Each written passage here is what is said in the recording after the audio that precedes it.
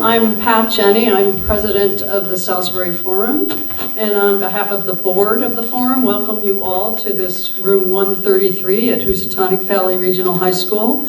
We were hoping to be the inaugural event in their newly renovated auditorium, but alas, it's not quite done, so please join us here next month, and we can celebrate the new room. Our forum this evening focuses on the performance of the media covering the November 5th election. It's been a long season, too many emails, too many text messages, lots of anxiety, a thoroughly divided electorate. So, how has our media covered all of this? We're really pleased this evening to have David Kirkpatrick, who's going to help us sort out the role of a robust press, social media, as much round-the-clock television as we can stomach. And we will promise you, we will conclude this in time for those of you who might be New York Yankee fans to get home and see the end of the game, the first World Series game against the Los Angeles Dodgers. As many of you know, the forum programs are free and open to the public all the time. And that's why we ask your support to help us bring these speakers here. We are going to be sending requests to some of you by mail in the next couple of weeks as part of our annual fundraising drive. It's very easy to donate to us. You can just go to our website or any of the emails that you receive from us and press the red donate button. Or you can hand a check to one of our volunteers at the welcome table tonight. We don't have a paid staff, so the costs of bringing these speakers to you are quite modest, and we are very grateful to all of you who have already contributed during 2024. This year, we have 3 board members who are stepping down at the end of their terms. In June, we said goodbye to Dennis Minzielli, who managed all of our publicity and public relations. It was a very smooth transition, and Dennis turned over his duties to new board members, and they are now putting together our posters, the programs you received tonight, putting notices about the forums in news calendars and newspapers, and these people have stepped up to take on the job. At our December annual meeting, we will bid adieu to Lee DeBoer, who has served brilliantly as our program committee chair, putting together all of these forums. He also serves as vice president and chair of the nominating committee. So tonight, though, is the last forum that our treasurer, Bill Littauer, will be here for as a board member, and before he heads to his winter home in Palm Springs next month. Many of you know Bill in his leadership positions for the Lake Association or the dog park in Lakeville. But he has handled the finances for the Salisbury Forum for many years, and we are very, very grateful for that. Both Lee and Bill have worked really hard to hand over their responsibilities as well to other board members. But tonight, at the risk of embarrassing them, I would love for them to show their hand. Here's Bill back here, and Lee.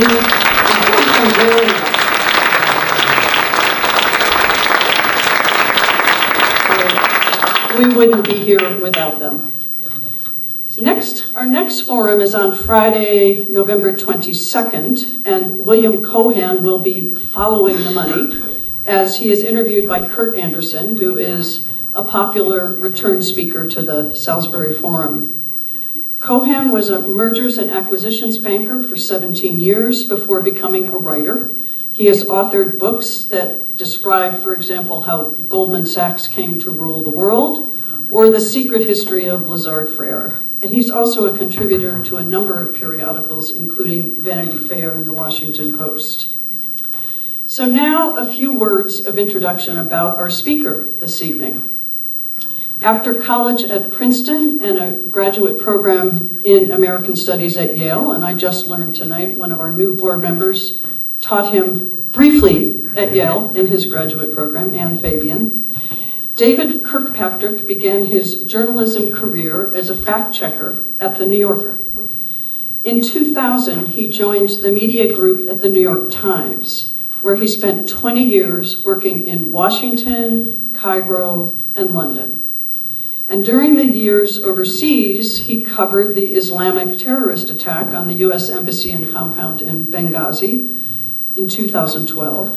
And he also published an award-winning book about the Arab Spring in 2018, which was titled Into the Hands of the Soldiers, Freedom and Chaos in Egypt and the Middle East.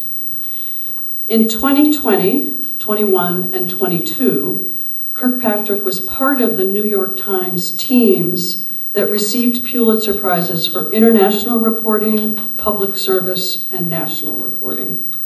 And in 2022, just 2 years ago, he returned to the New Yorker, where he is a staff writer. I don't know if any of you noticed, he does have a very interesting article in this week's New Yorker.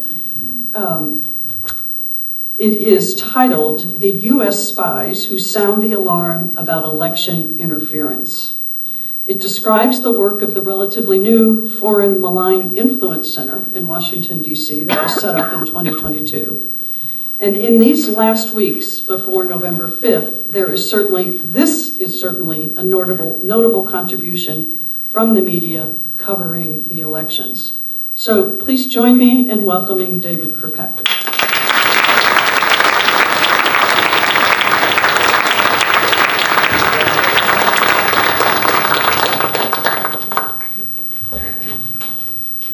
Hello.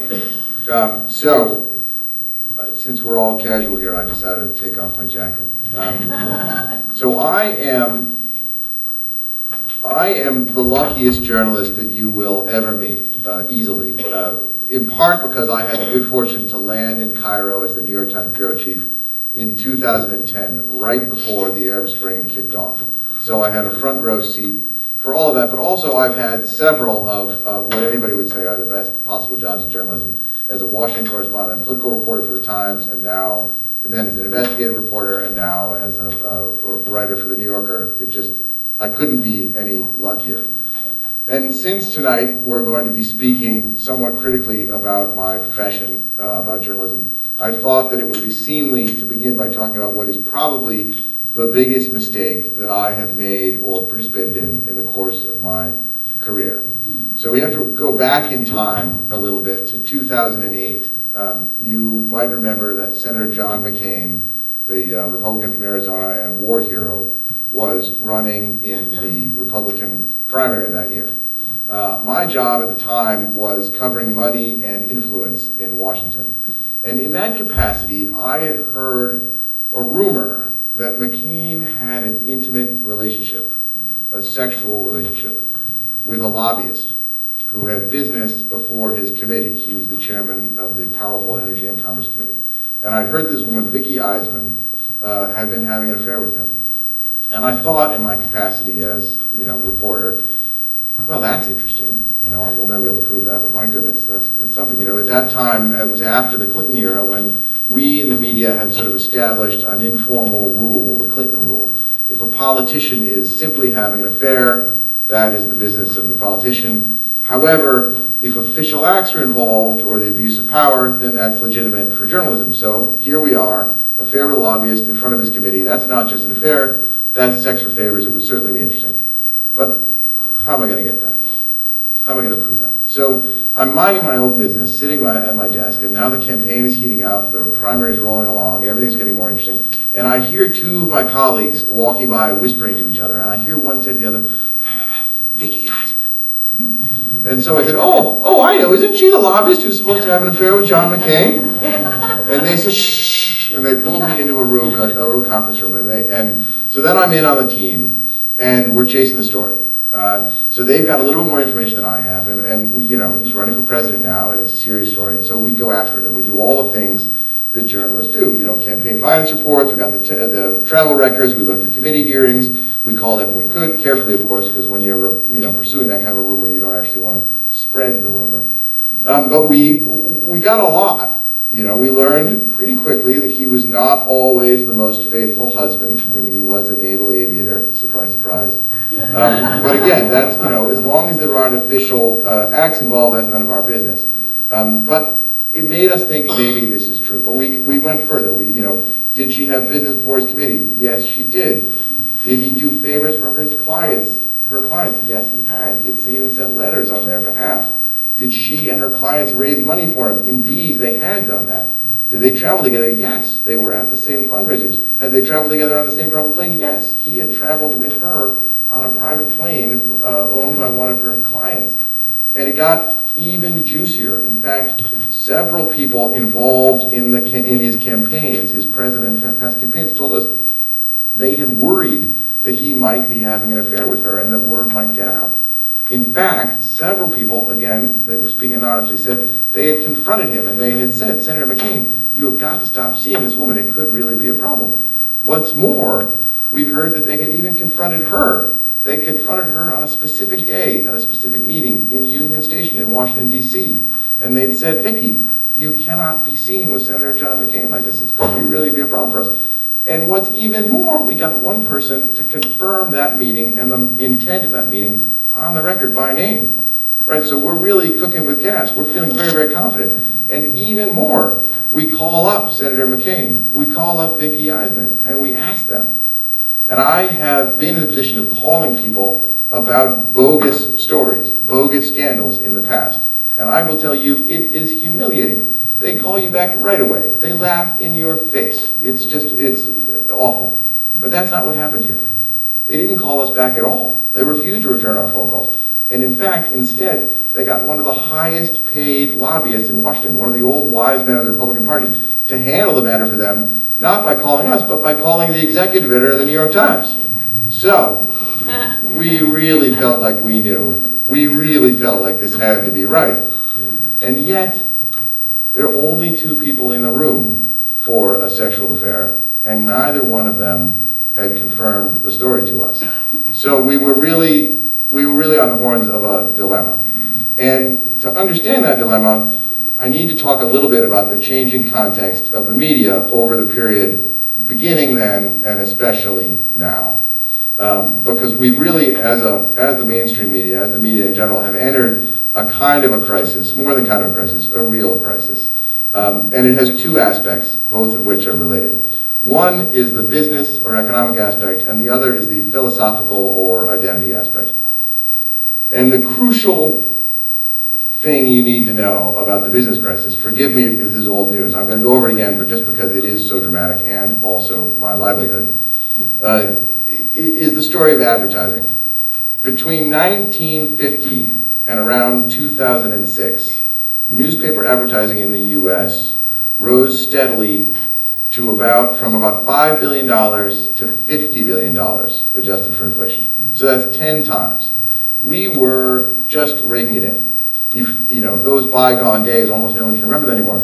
But in those days, really, for almost everything, you turned to the newspaper, right? If you wanted to sell a house, you wanted to rent out an apartment, it was all about the classified ads. Maybe you had a car or a boat you wanted to unload, again, the classified ads. You wanted to know what the stock market did yesterday. We printed all those stock prices page after page in the newspaper. Everything, just what had happened yesterday. It was all there, and you went to the newspaper for it. Macy's, when they had a white sale, where did they go? Of course, they took out big, giant ads in the New York Times. Where else were they going to go? We were the gatekeepers. We were the toll takers, in a way. Everything passed through us, and we were making a ton of money. All this began to end with the internet. Internet advertising is not nearly as effective, and there's a lot of competition for it. Now when you go to the newspaper, you go there by virtue of looking at Google or some social media engine first, and that party gets the first dip into they dip their ladle in, they sell your attention to advertisers long before you get to the New York Times. So that's bad for us. It's bad for the media in general. It's disastrous, in fact. And what are the consequences of this? Look, can I see the numbers here? Wait a second. Yeah, I've forgotten the crucial number. I gave you the up and not the down. So the up, right, so we saw tenfold up to 2006, and the important part, which I missed over here, is 2006 to 2022, down fivefold to 9.8 billion. So we have this huge, so the advertising story goes up giantly through the second half of the 20th century, and then disastrously between 2006 and 2008 and now, right, we're decimated, right, it all ends. So what does that mean for us? It means that we news organizations in general, are more at the mercy than I think most people understand to these internet algorithms. Last year, for example, Google, slightly tweaked the way they direct people who search, and all of the news organizations in the country took a huge hit. There was a period when we thought our home pages were going to be our gateway to the future. Then the algorithm changed and home pages were gone. All our traffic was coming from social media. Now the social media companies have changed the way they direct people to news sites, and that's gone, and we're all deeply, deeply invested in email newsletters. That's our great hope. So we're constantly dancing and juggling and trying to make things work. In the meantime, the audiences out there become more and more fragmented. You go to social media and you connect with people who are basically of like minds, or within your community you hear more and more the same thing. The left and the right become more and more polarized.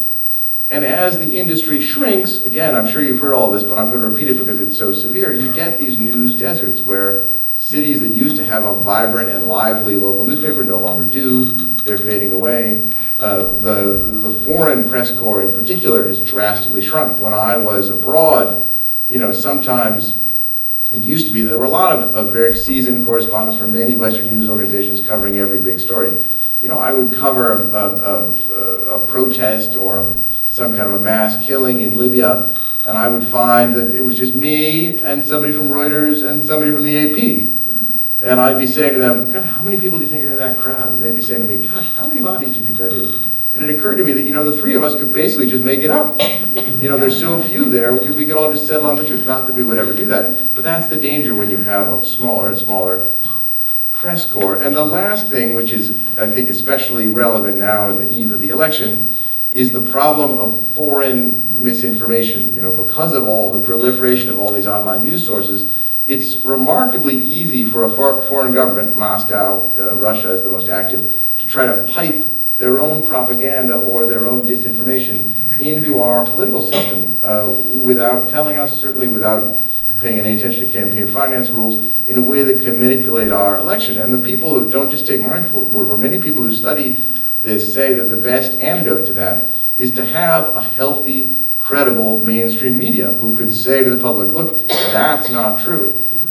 But we are beginning we're in danger of losing that, in part because of this incredible shrinking of the advertising business model that for so long supported the mainstream media. And that fragmentation, that audience fragmentation, leads to the identity crisis part of this, right? So first of all, the left and the right are increasingly just hearing from like-minded people of their own tribe.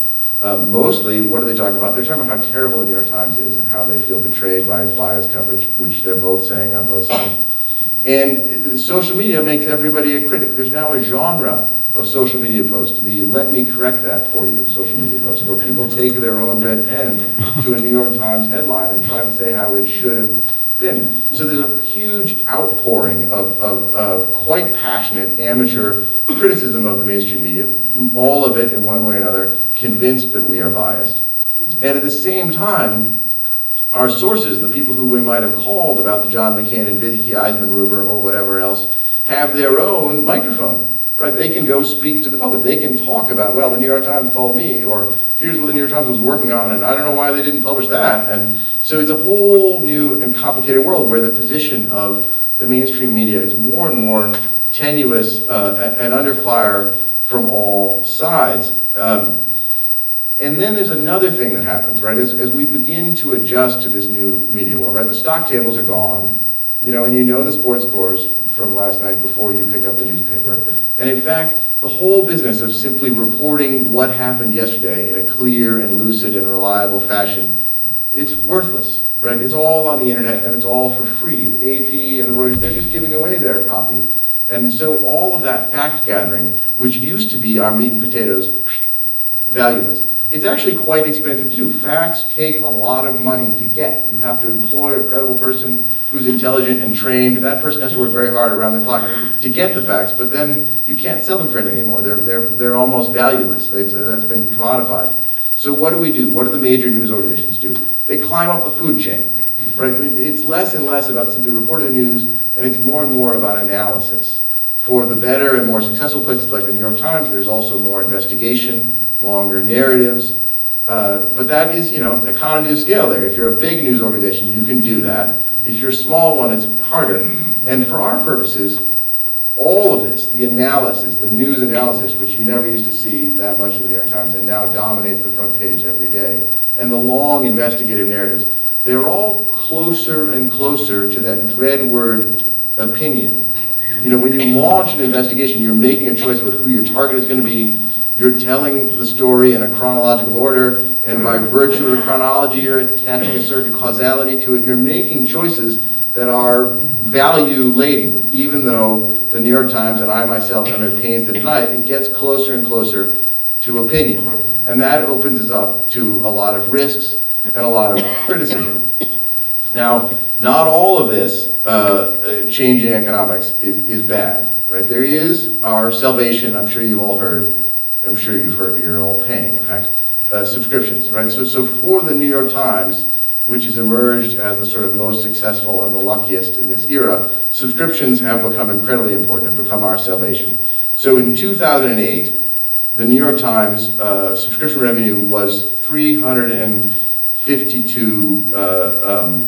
million. In 2023, it was 1.6 billion. So it's soared. The number of subscribers has gone through the roof. If you still read the paper newspaper, as few do, but I'm one of them, you've noticed they've managed to jack that price way up. So it's kind of a sort of boutique trophy now. And they have a million online subscribers, so they're raking it in. And yet, and this is one of the most interesting ideas to emerge about the media during this last campaign.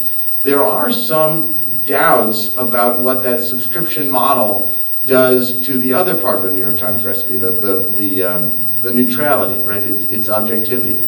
I don't know how many people remember the name James Bennett. He was an excellent journalist, very esteemed correspondent for the New York Times. Covered Jerusalem, covered the White House, went to the Atlantic Monthly, was editor there. Eventually came back and was the op-ed page editor, the opinion editor at the Times. Overall opinion, I should say, not just the op-ed page. And he got fired. He got fired after his desk at the Times published a controversial column by Tom Cotton about the Black Lives Matter post. Senator Tom Cotton. I don't want to get into that at the moment. But after he left, he was fired, and he last summer wrote a long article about his firing. And I'll spare you that, but I'm going to read you the two most interesting paragraphs, which were about the way that the subscriber model has changed journalism. It said, as the number of subscribers ballooned, the marketing department tracked their expectations and came to a nuanced conclusion, he wrote. More than 95% of Times subscribers describe themselves as Democrats or independents, and a vast majority of them believed the Times was also liberal. A similar majority applauded that bias. It had become, quote, a selling point, close quote, reported one internal marketing memo. At the same time, the marketers concluded, subscribers wanted to believe that the Times was independent. I'm still quoting. When you think about it, he wrote, this contradiction resolves itself easily. It's human nature to want to see your bias confirmed. However, it is also human nature to want to be reassured that your bias is not just a bias, but is endorsed by journalism that is fair and balanced, as a certain Murdoch-owned cable news network used to put it.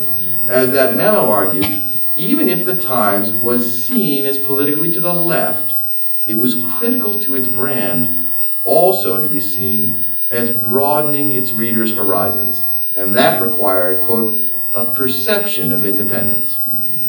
So he raises a really interesting question there, which is that this subscription model, which we think is going to free us from our dependence on, Macy's and all the other advertisers, could actually be, in a way, warping the idea of independence, which had been the secret sauce that had made the New York Times great and really made American news media distinctive around the world. So, and this actually leads us to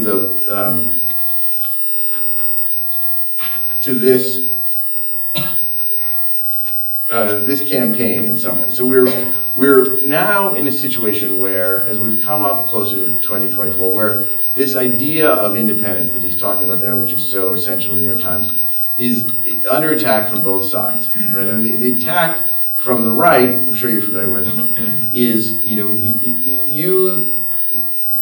I should back up for a second. So this idea, we're calling it independence. Independence is the word that the New York Times has adopted now. Right? In the old days, people used to use the word objectivity to describe the pose of the mainstream media. That's been discarded because it sounds like we were pretending to a kind of godly view of the absolute truth, which isn't really what we ever meant. What we meant was that we were pursuing our own version of a kind of scientific method. That is, I could show you, as you read the story, that if you did the things that I did, if you went the places I went and talked to people I talked to, you too would reach the same conclusion, right? Our results were reproducible, and we were conveying that to the readers. That was our method, right? So whatever, we don't say that anymore. We talk now about fairness, we talk about independence. That's the Times view. And the Times, knowing that this is their secret sauce, that this is crucial to their brand, they've really come forward. I don't know if you've noticed this, but the publisher of the New York Times, the executive editor of the New York Times, have been making themselves available for interviews to talk about this. The publisher wrote his own epic-length essay in the Columbia Journalism Review defending this idea of independence. And the idea, as he put it, is, we need to be Switzerland. There needs to be a neutral place where people from the left can come and have their views expressed and aired. People from the right can come and have their views expressed and aired. And this is, in a way, a kind of an antidote or a counterbalance to the overwhelming polarization that's taking place in our society, partly as a result of this social media. So that's the idea of independence that the New York Times is committed to and is trying to defend.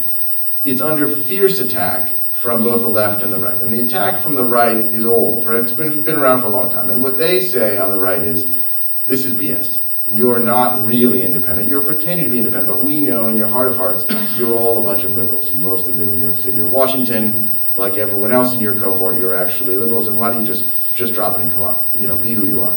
Be more honest.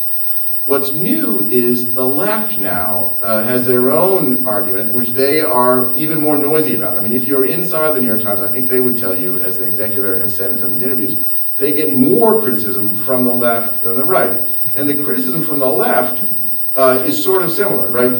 We know you're on our side. Why don't you come out and say it, right? The vocabulary they use is about, false balance. You're going out of your way to treat both sides fairly when only one of us is right. You're platforming. That's the other word they use. These people on the other side who are abhorrent. That's a terrible thing. You should not do that. You're normalizing these people who, again, are terrible. So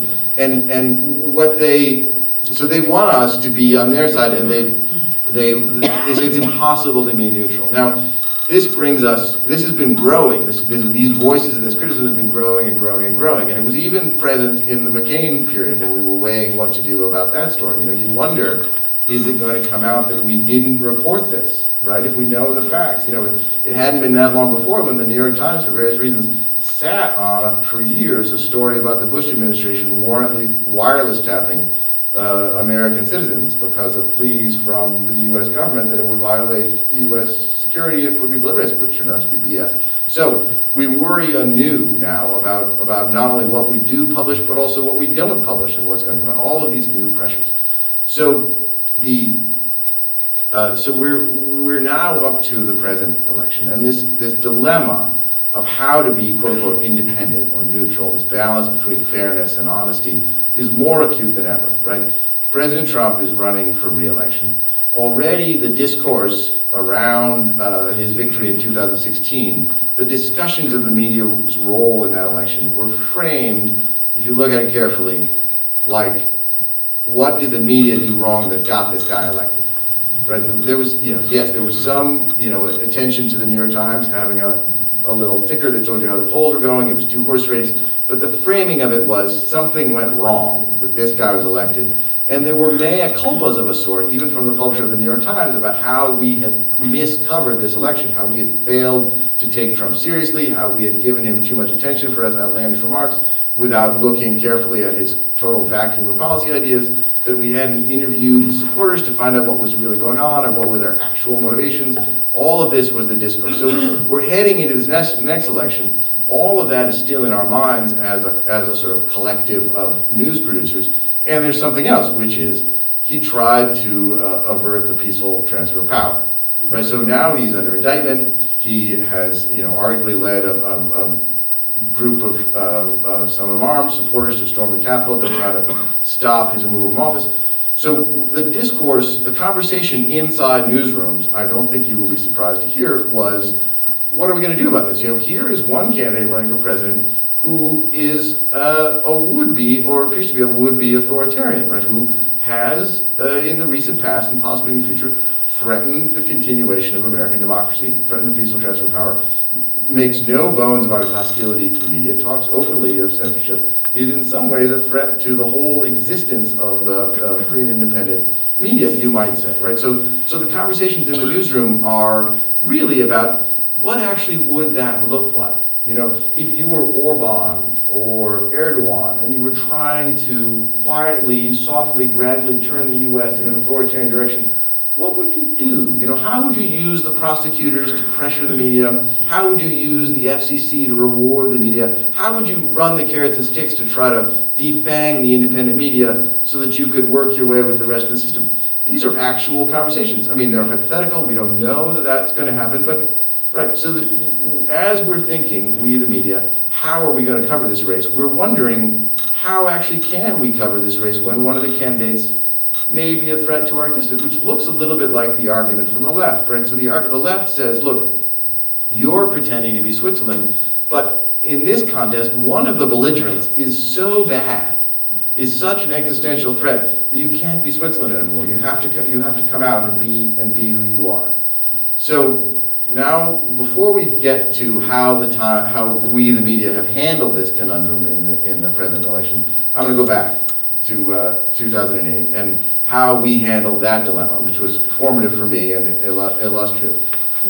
So here we are. We've convinced ourselves that John McCain is having an affair with Vicky Eisman, that there's an actual sex for favors scandal right there under our noses. He's about to run for president. What do? How do we, we just know this is true.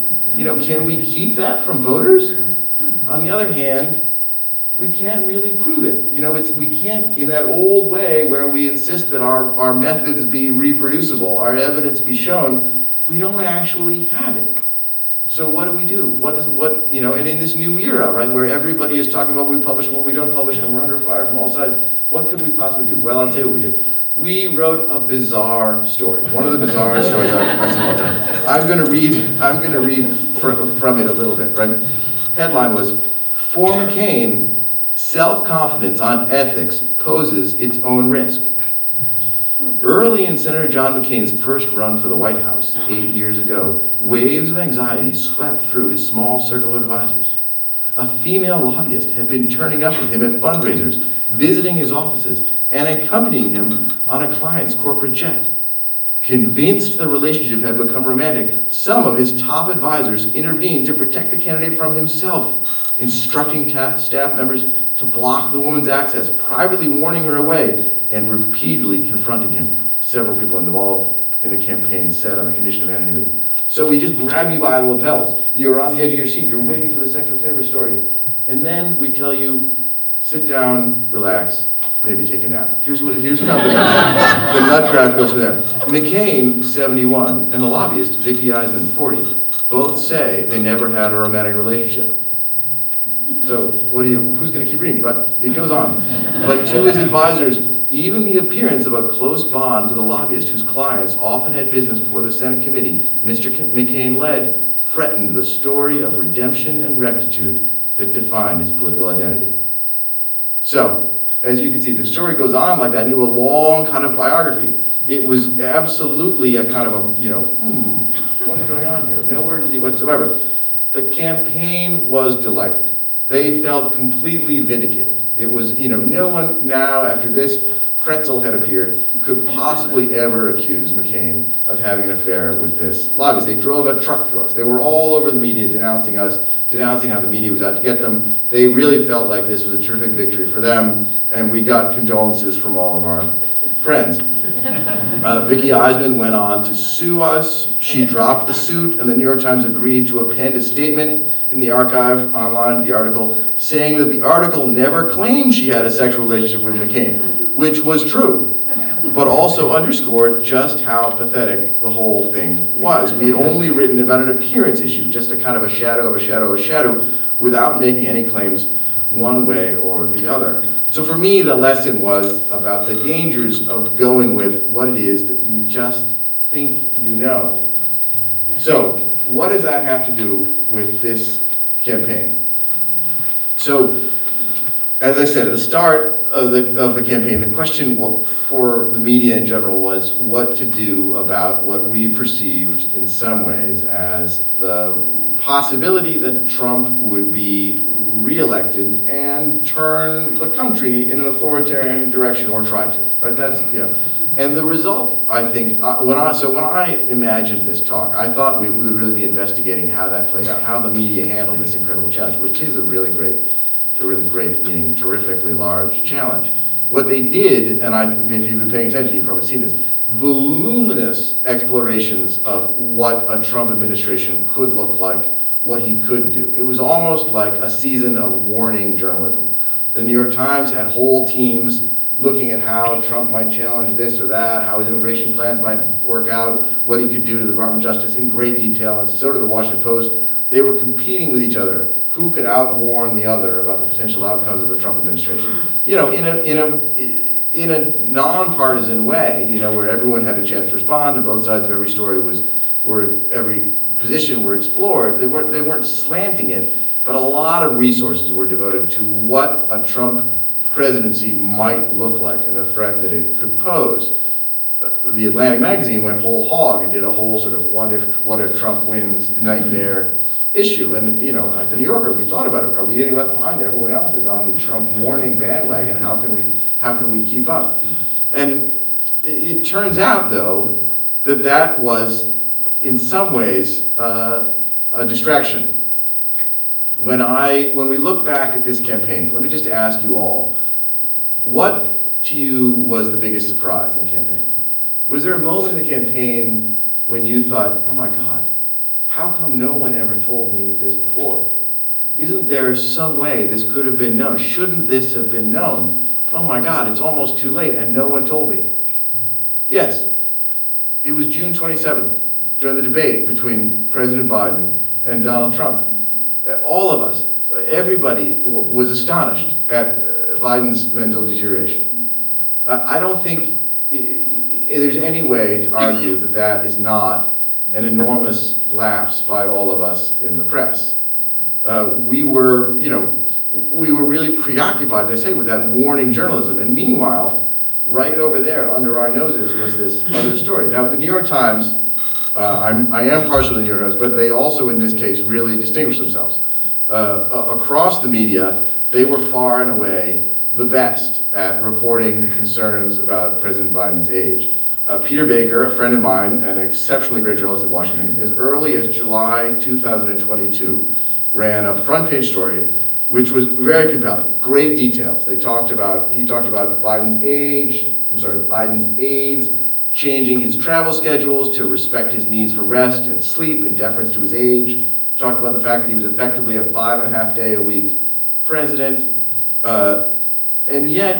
And this was really, he was alone among journalists, and the Times took a lot of static for it, especially on social media, but also MSNBC and across the left. Why is the Times harping on Biden's age? Trump is also old. Don't they see the clear and present danger of a Trump reelection? Why all this stuff about Biden's age? It was really, I promise you, it was out there.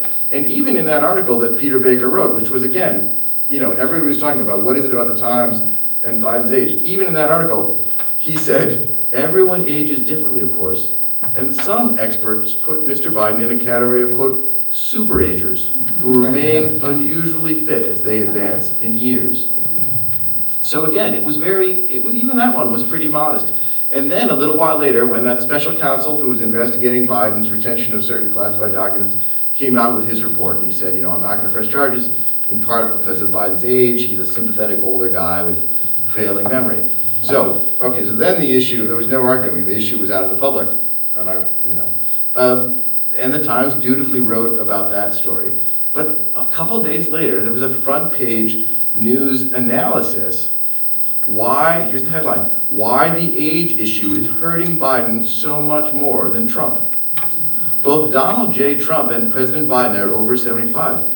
But voters are much less likely to worry that Mr. Trump is too old to serve. And the nut graph, it began with some anecdotes of each of them mixing things up, getting some words wrong. But the nut graph, the crucial graph, the episodes might have raised parallel concerns about age and mental acuity. Instead, while Mr. Biden, 81, has been increasingly dogged by doubts and concerns about his advancing years from voters, Mr. Trump, who is 77, has not felt the same political blowback. The responses suggest profound differences not only between the two men, but in how they are perceived by the American public and in what their supporters expect of them. So you see, they had kind of turned it around, so it's almost a kind of sociological story, like, what is it about the voters and their expectations that causes them to judge these two men differently? On June 27th, we saw that the reason they were judging Biden differently is because he just wasn't up to it. Right? His mental, it was inescapable. So now here we are, days away from the vote, and you have to ask yourself, wouldn't Kamala Harris be better off if she had a little bit more time to campaign? And is she actually the best possible Democratic Party nominee had the Democratic Party had a nominating process? We'll never know. But when this is all over, if Trump wins, I think there will be some people who look back and say the media's failure to accurately report Biden's mental deterioration was clearly a contributing factor to Trump's outcome, to Trump's victory if he wins. Now, again, we were defying the wishes of the left, the New York Times. The New York Times, I guess I did work there at that time. The New York Times was defying the wishes of the left when it was reporting this time. We came under enormous fire from the left.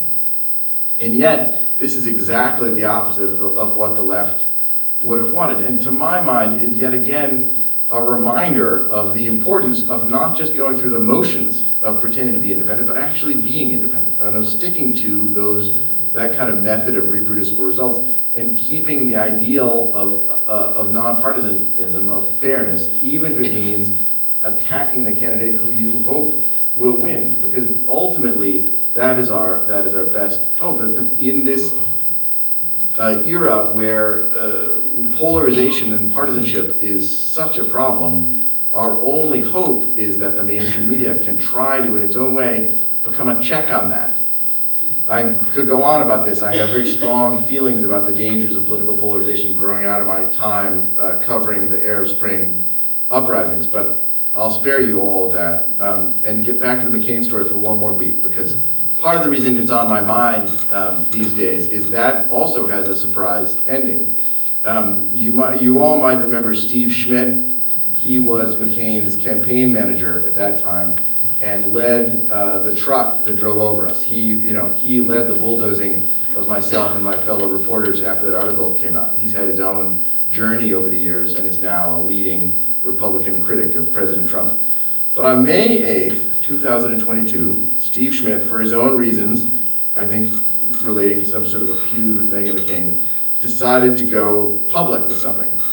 And he wrote, on social media, of course, as everyone now does, on his own Substack, he wrote, "I would like to apologize to the journalists whose bylines appear on that story. Their credibility, integrity, and professionalism were unfairly attacked by the McCain campaign of which I was a part. I got it wrong. These journalists, like many others, were also victims of this lie. Today, I would like to publicly apologize to all of the journalists, Jim Rutenberg, Marilyn W. Thompson, David D. Kirkpatrick, and Steve Laviton. I am sorry."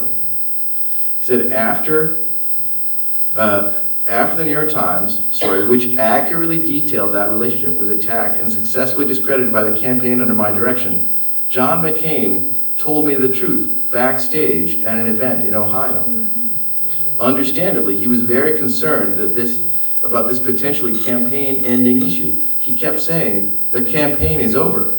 I reassured him that it was behind us. This is Schmidt still writing. However, John McCain was convinced it would soon be over. Similar accusations and relationships had ended campaigns in recent past. In fact, McCain looked at me and said he did not understand how he could go on with his presidential run by saying, boy, I had a long relationship with her. I was livid and flew home to California.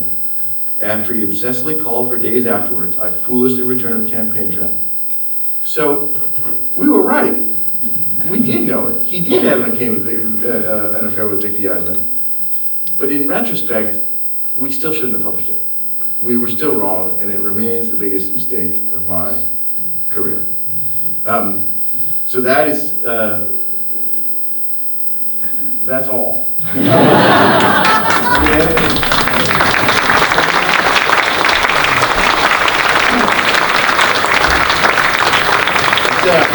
I'm keeping my hand in. Most of my reporting this campaign season has been only adjacent to the campaign, but I just got back from Georgia, where I was sort of on the trail and attending a Trump rally, if anybody wants to ask about that.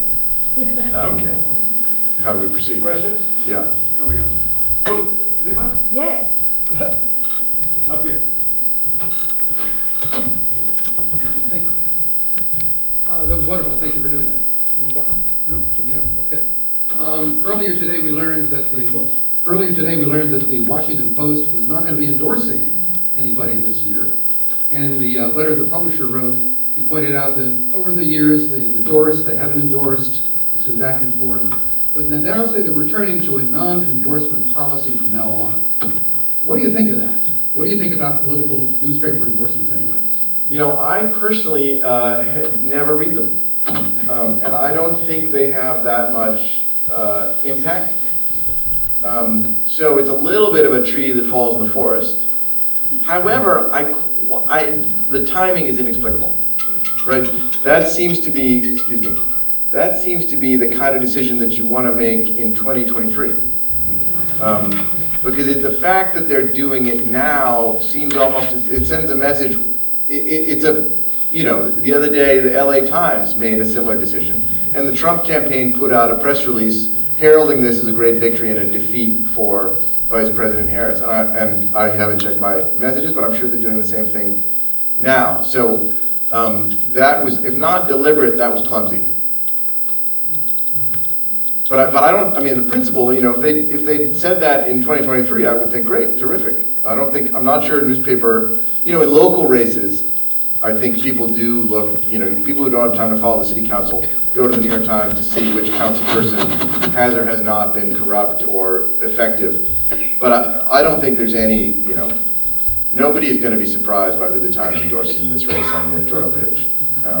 So, I'm confused. You talk about all these warnings that these media have been doing. In here. Oops. Straight at you. Talk this way. Tested? Okay. You talk about, it felt like in a negative way, about how the media has been doing these warnings. And certainly I wish they had done it in 2016, whenever he ran, I blocked it. How, and you say these are warnings that if he, well, he has said he will. So it's not even any of them doing warnings, they're just repeating what he said he's going to do. So I'm confused by you kind of downplaying that. Well, I guess what I mean is when I look back over the campaign and I think where was the biggest goof, you know, what did we get wrong? It's actually on the other side of the aisle. But they're not just repeating his statements. I mean, they invested a lot of time. Many of my good friends put in hours and hours and hours, and barrels of ink were spilled on this. So it wasn't just an idle quotation. Like, they were really long articles which were very in-depth, and I thought quite smart about what Trump could do or couldn't do to the Department of Justice, what he could do or couldn't do to immigration, you know, his record. I mean, they were really doing their best to investigate those things, not just repeat them. I don't mean to belittle that, But the fact of the matter is that, you know, the news media was really focused on that iceberg coming towards us, and we didn't notice the other iceberg, which was Biden's, I think, mental deterioration. And it's awkward. I mean, I haven't read Bob Woodward's new book, but from the coverage of that book, he, before it went to press, already had interviews with Democratic donors who were talking about encounters with Biden in 2023, where he seemed to be mentally unfit for office. And I myself have met with European diplomats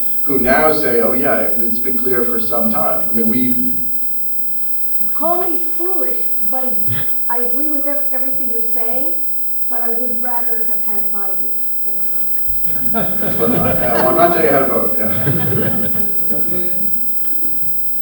Thank you. Apropos of this gentleman's comment or question, what happened in the Washington Post and the Los Angeles Times, what is most concerning to me is that the staff, the editors, had prepared endorsements, and then the owners of the papers nixed them.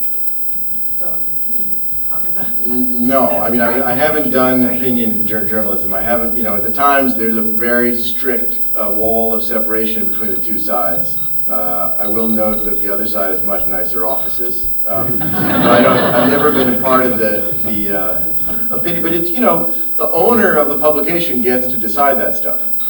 You know, the owner gets to, I don't know, what's weird is why. Like, I don't think Jeff Bezos is going to go into the voting booth and pull the lever for Trump. So I'm not sure, and he's, you know, he's inarguably a very intelligent and successful person. So I don't know why he didn't see that this was a decision he wanted to make sooner in time.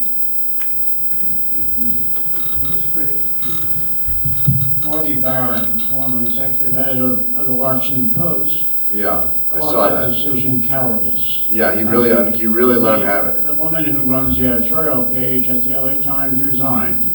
Yeah. Can you comment on any of that? No, like I say, I haven't worked in opinion journalism, and I can see how it would be frustrating for those journalists to have a change at the top. But I think the tradition is on the opinion side, the owner gets to set the policy. At the New Yorker, you've endorsed Harris.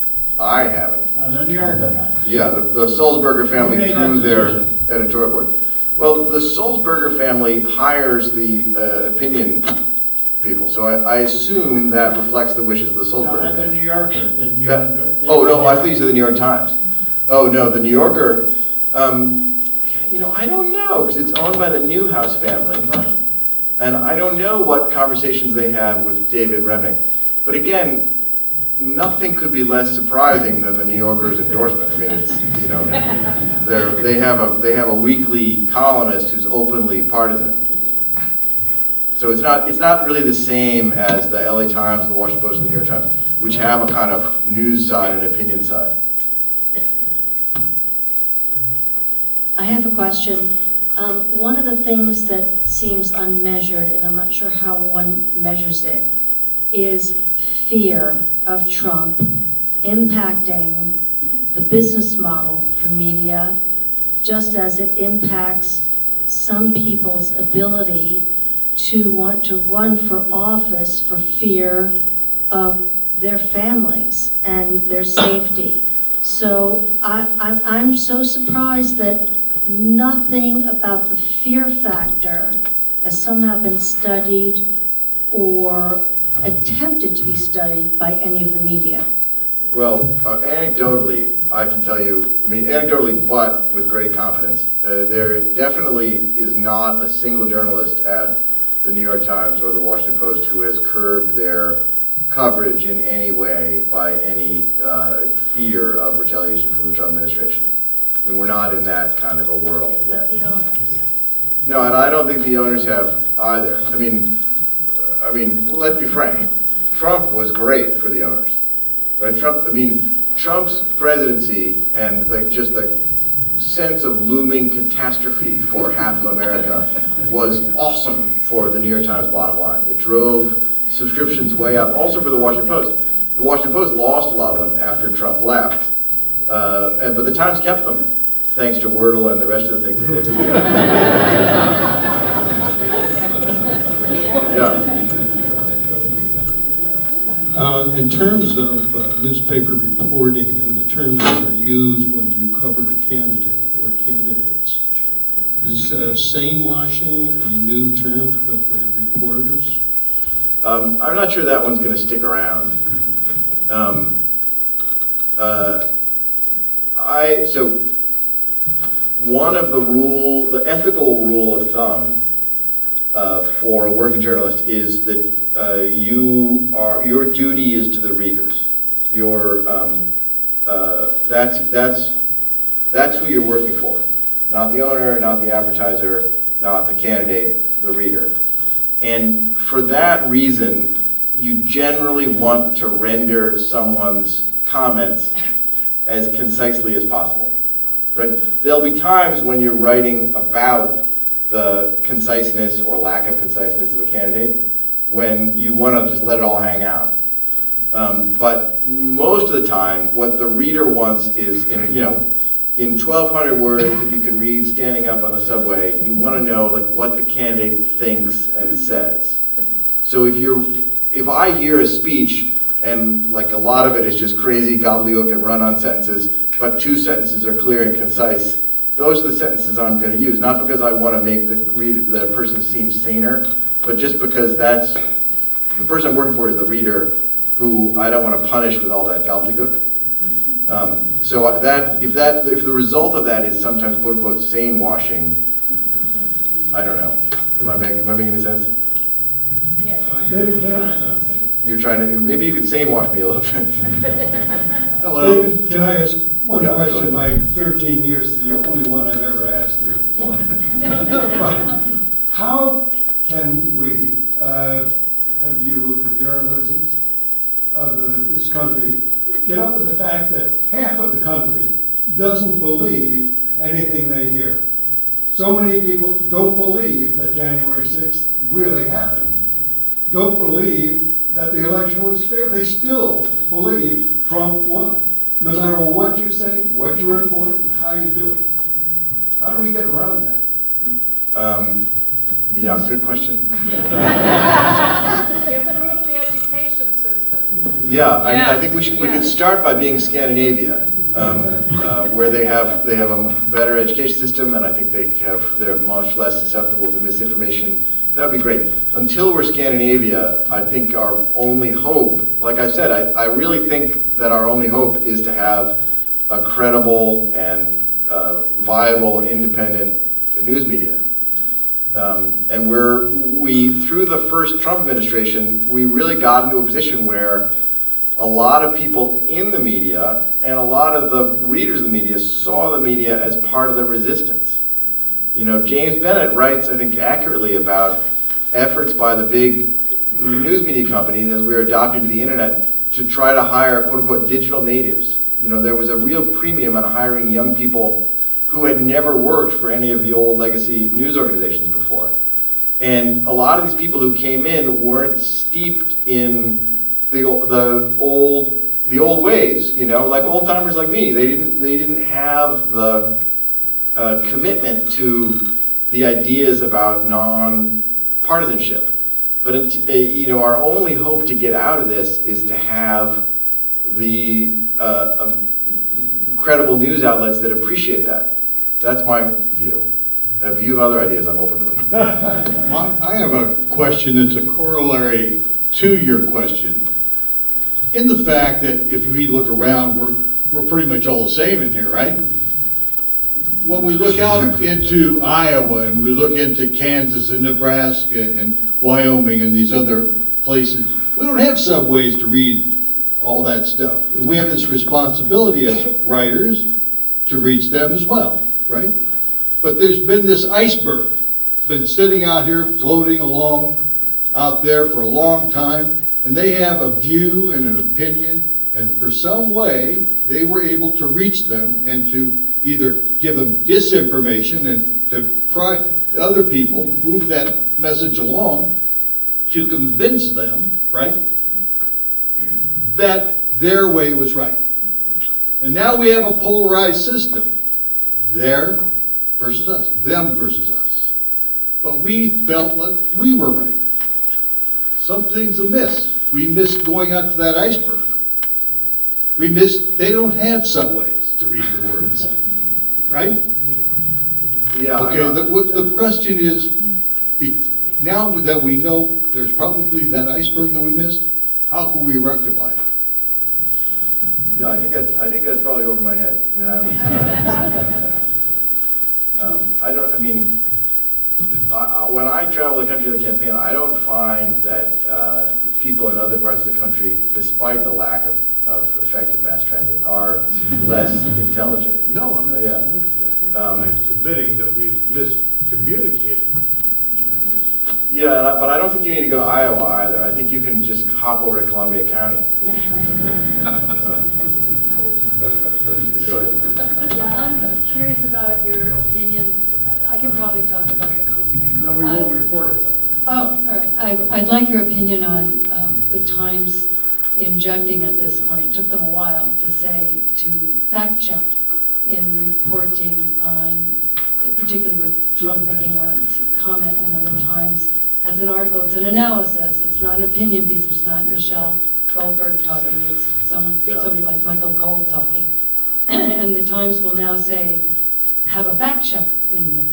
And what do they started doing that. They didn't do that for a long time, but now they'll say, contrary to this, it is true that there's no evidence that cats and dogs are being consumed by Haitian immigrants in Springfield. They'll put that in there. During the first Trump administration, there was a debate inside the New York Times that actually was much written about over whether or not to use the word lie. Dean Baquet, the editor at the time, made the decision that it was appropriate to use the word lie. I mean, what I'm saying is, I don't think it's new. All through the first Trump administration, there was a lot of fact-checking of his statements going on. There was a lot of reporting of where he said things that were false. And the decision to go beyond, we would normally, when I worked at the Times, most of the time, when a politician says something that's false, you explain that by saying, without evidence, or against all evidence, he said, or without any substantiation. Or there are lots of ways that are short of saying, he's trying to deceive you. He knows it's wrong, and he's saying it's wrong deliberately, which the word lie means. And it implies a kind of a moral judgment. Lie's got a weight to it that other ways of describing a false, he said falsely, we would even say. But Dean Baquet went all the way to lie. And then there was a period at the Times where I felt they were almost eager. They were almost I felt like the reporters were never missing a chance to say, Trump said in a lie, or Trump said falsely. They were really like hammering him for his falsehoods. It's a fine line to walk, but I don't think anyway, it's definitely not new. So I want your opinion on it. Do, In the analysis, are you for that or not? well, yeah, certainly we want to say, but I mean, I'm going to see you and raise you one. Like, definitely we want to call politicians on their falsehoods. Okay, but we want to call politicians on their falsehoods, but there's a nuance in the vocabulary that we use. And I think we do need to be careful about that. I think the word lie, should be used selectively, because when you're seen to make that moral judgment about a politician, you're also telling the reader something about yourself. And I'm not sure we want to make that statement. I'm not sure when the Times was saying Trump lied again, or Trump who often lies, or whatever, they didn't say exactly that. But if they did, they would be communicating to a certain set of readers that the Times actually is biased in a way, right? Because the Times in its, constrained, button-down way says those awkward things like he said without evidence. Do you know what I mean? They have more muted and careful, restrained ways of conveying the falsity of the thing that the person has said. And I think I guess I am really old now, but I think there's something to that. I think there's something to that restraint, because it keeps the newspaper more free of the appearance of partisan leanings.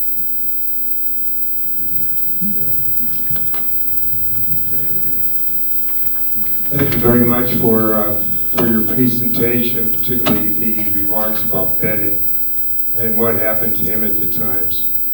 What really concerns me about the New York Times, you've spent a lot of time on that subject, is a recent op-ed piece by Mike DeWine, the governor of Ohio.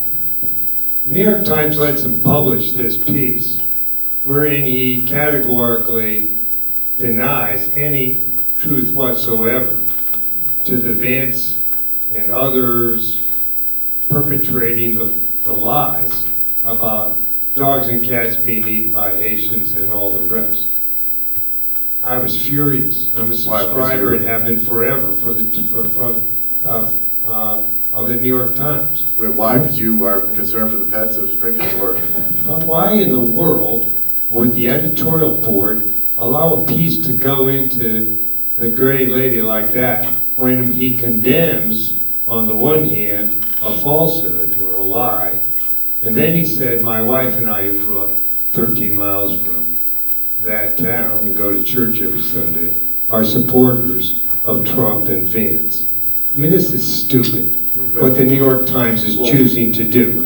Let the governor of Ohio say his piece about the lies that are being perpetrated by Trump, and in the same article say, and we support Trump and Vance. I don't know what has become of this paper. Okay, so first of all, I'm the wrong address for those complaints.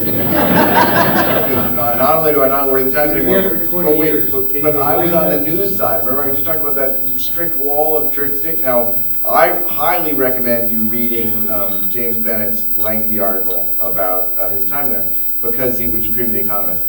Because he talks about the instructions he received from the publisher to incorporate views from both sides. Now that means, per se, people who support President Trump. So you're going to have people who support Trump. In this case, it sounds like the Trump supporter was a senator, a sitting senator. That's a legitimate voice. And in fact, he was making a concession to your side, which is to admit that the cats and dogs in Springfield are safe. So I'm not sure I quite understand your complaint. If you accept that the mission of the op-ed page, and maybe you don't, is to have both sides represented. That this should be a kind of a public forum where we could have reasoned discourse from people on both sides, then you're going to have some Trump supporters. Now, some people, this is a left critique I was alluding to a minute ago. Some people will say, look, one of these two sides is so thoroughly mendacious, so fundamentally hostile to the ideals of truth that you hold dear, that you got to drop the pretense and not be a public forum for that side. You know, your range of opinions should be, Democrats and anti-Trump Republicans. That's a view, but I think you risk throwing the baby out with the bathwater. You risk giving up the hope of having a nonpartisan, credibly neutral news media, which I've tried to say is useful. My point is, the New York Times is filled with people who are off the charts intelligent, well-educated. Thank you. Individuals. And good looking. We're on the eve of an election that is akin to the 1930s at the Weimar Republic. What's going on? Where is the fire that should be burning in organizations like Sulzberger's New York Times? I don't know. I pick it up. I see a lot of fire. I don't see it at all. Really? I'm getting it when I. Well, this is. I mean, One man's opinion. Oh, good question, and disastrously. I don't know if you. How does AI affect journalism? It's like the internet, only worse. Right? So I'm sure you've seen this. When you log on now, Google summarizes the news story, so you don't even need to click through. So again, the New York Times, which is the most successful, they've taken care to have things which are so proprietary, so exclusive, so no one else can do it. That's why they're doing these visual investigations. That's why they're investing a lot in really exclusive investigation that no one else can match, that hopefully you will click through. But for the stuff that used to be the meat and potatoes of a lot of news organizations, it just gets worse and worse. The New York Times has been one of the ways that they've kept all their subscribers and continue making money after the Trump bump, cooking. Their recipe app is terrific, but AI is going to just cream that, right? So I want to know how to make, how can I cook my bluefish so that it doesn't get too oily? normally I go to the New York Times cooking page, of course, the cooking app. Google will have that AI'd up in a flash, and I won't even need to go there anymore. And so that's just going to be creaming more eyeballs and revenue away from the major news organizations. You've seen that the Times is suing Google over the use of the Times database in feeding their large language model. So, I'm all for it. In the early 70s, before I moved up here, I worked in television production of game shows. What's my line, to tell the truth? It was right after the big scandals. And we had regulators sitting in the audience while we taped. Before the shows were broadcast, they watched everything. There could be no deceiving of the public in any way. It was so, what's my line, and to tell the truth, we're totally regulated. How come, I mean, doesn't that sound ridiculous now? How come a show can be called news that has no facts checking? Why is that allowed? Well, I'll tell you why. The problem is who's going to be doing the fact checking. And again, this is why I like the idea of a financially sustainable and independent news media. Because when you have the government checking the facts, then you get into other problems, right? In a way, then the fact checking could become itself part of. Look, let me digress and talk about foreign influence campaigns because it's a little bit relevant. So in 2016, Russia tried to game and arguably did succeed in gaming the U.S. elections. The Obama administration saw this coming, but Obama, in his wisdom, thought, okay, I don't want to really blow the whistle on this because it'll look like I am, I'll be helping Hillary Clinton, who's my Secretary of State. So I'm just going to keep quiet. So he came out after the election, or his intelligence agency did, with a huge release explaining for the first time the full scale of the Russian efforts to elect Trump. The result of that was half the country, half the voters of Trump, began to distrust the intelligence agencies. And beyond that, the whole process of blowing the whistle on foreign disinformation has become thoroughly politicized. I recently I was working on an article about this, and I went to Washington. I'm walking around Capitol Hill. And what you find up there now is all the Republicans only want to talk about Iran and its disinformation to try to help Harris, and all the Democrats only want to talk about Russia and its disinformation to try to help Trump. And the intelligence agencies, which are trying to be neutral and say, look, we got to sort out who's doing what here, are perceived by all the Republicans as simply I'm overstating that, but there's a hovering accusation from some of the Republicans that the intelligence agencies are not neutral, but in fact are tools of the Biden administration, the party in power. So, back to the game show question. With the game shows, it's pretty easy, but with actually saying this news is true news and that news is false news, that's something you really don't want the government to get into. I mean, the UK does it with the BBC a little bit, right? But the BBC is independent, has its own board of governors, and although it's a majestic and unrivaled news gathering organization, can't ever really do analysis. They're still stuck. I mean, nobody does news gathering better. Everywhere you go in every corner of the world, there's a BBC correspondent waiting for you. But they will never do that second, like, what does it all mean? They can't, because otherwise their credibility and their neutrality would be at risk. So there's even with the independent structure of the BBC, government funded through various licensing fees, but with its own board, it's still almost too close to comfort to the actual political elected figures, if you know what I mean. Am I making any sense? If you listen to radio shows on the BBC, there's lots of that going on. Not the actual news, but if you listen to other shows on the BBC radio. Yeah, they do. But they're not their news anchors, but they'll bring in people. Yeah, I love the BBC. So I have a question for you. In 2016, Les Moonves of CBS said, Trump is terrible for the country, but great for business, famous quote. and it's touching a little bit on what you said before. It feels like to me, and maybe a lot of the readers here, because I think a lot of the viewers, because I think we're really frustrated that we don't have an ally now in the truth-telling of the Times or the New Yorker, which we always thought would, and there's a certain false equivalency. Wait, what do you mean you don't have an ally? You don't find the Times to be telling the truth? Here's my question about that.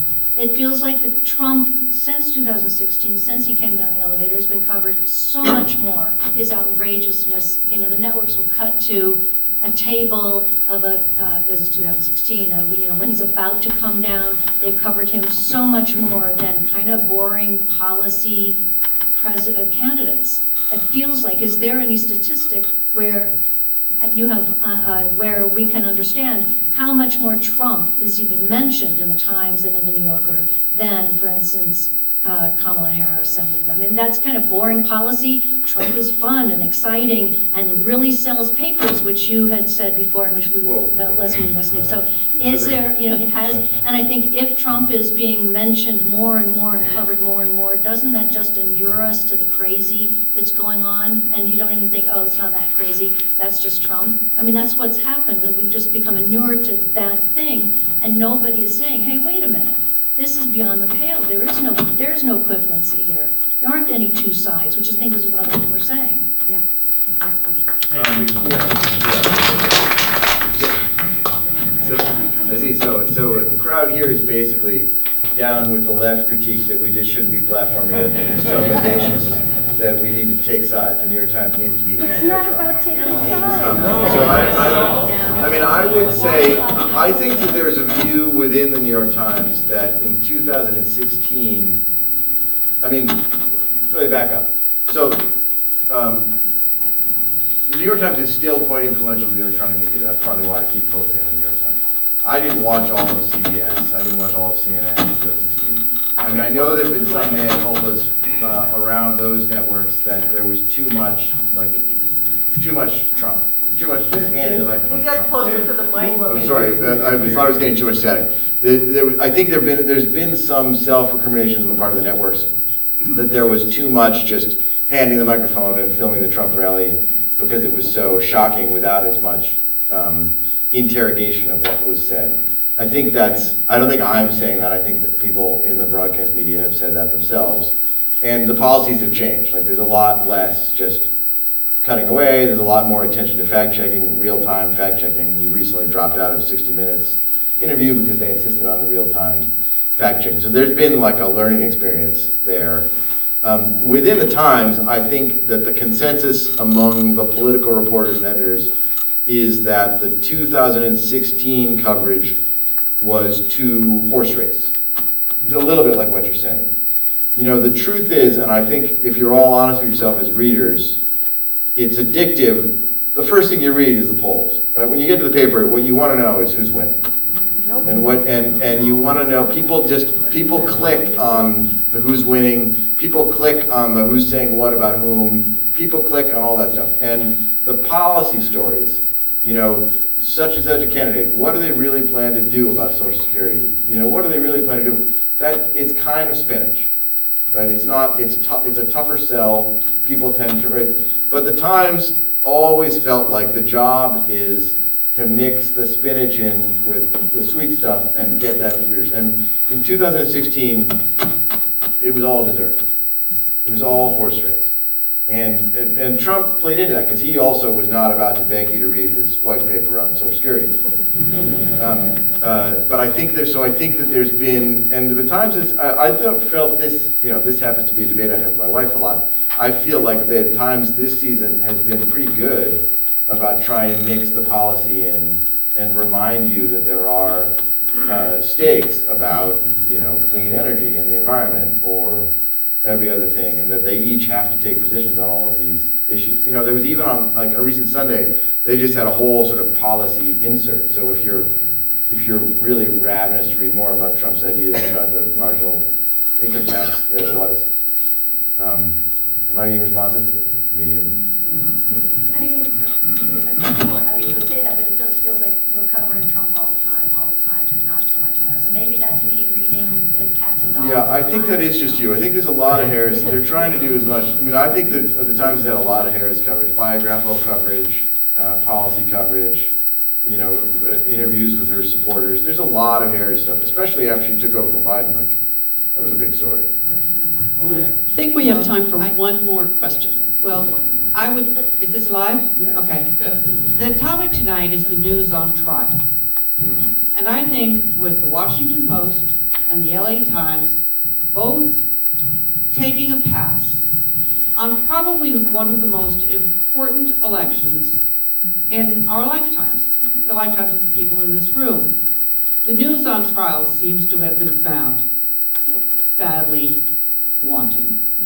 Well, let me just reflect back to you that you're talking there about the editorial page, not the news section of those newspapers. I know, you seem confused, but there really is a difference. I'm not confused. Okay. So the Washington Post news section has never endorsed a candidate. Never. No. The news section does not endorse candidates. The editorial section endorses candidates. Paper. Aha, right. So there's a news section of the newspaper and an editorial section. Okay, then we're done. Our frustration is that two very important newspapers have taken a pass. News editorial boards.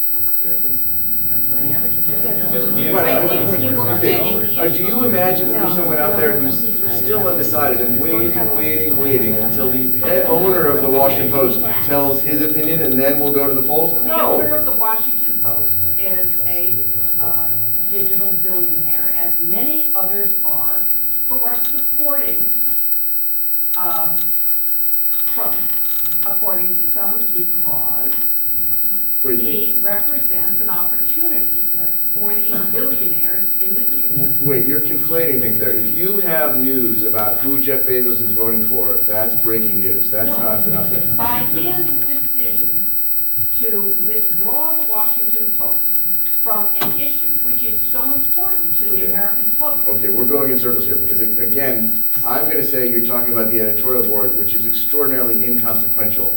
And you're going to conflate that with the newspaper as a whole. And you're going to say it's inconsequential because? Because as I said a minute ago, nobody's out there waiting to hear who Jeff Bezos is going to vote for so that they can make their pick. The editorial board, nobody is waiting to hear what the newspaper Nobody is waiting. Nobody but nobody is going to have their vote. I don't know anyone in the room who agrees with you. Okay, all right. Nobody cares. All right, wait. Okay, who in the room is waiting to hear the opinion of the Washington Post editorial board before they pick their candidate? Anybody? But it's not the point. The point is the Washington Post is caving in the face of possible authoritarianism because of fear of consequences after the election. And that's a big issue. That's a big problem for journalism. Yes. Wait, do we know each other? We do. I was at the New Yorker. I thought that So I think that's the problem, and I think you're missing that problem. Right. Yeah. Again, I don't want to defend. It's above your pay grade. Got it. Yeah. Sure, it's above your grade, but let's just cabinet it in. Like we're talking about the editorial page. I mean, I wouldn't have made the decision. Done by the publisher, who's Jeff Bezos, who's a government contractor. Right. I know, but it's not that consequential. It's just the editorial page. May I just interject?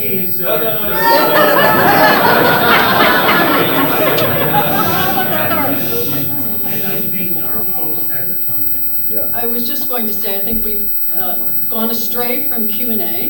Had a fabulous presentation, David, and discussion among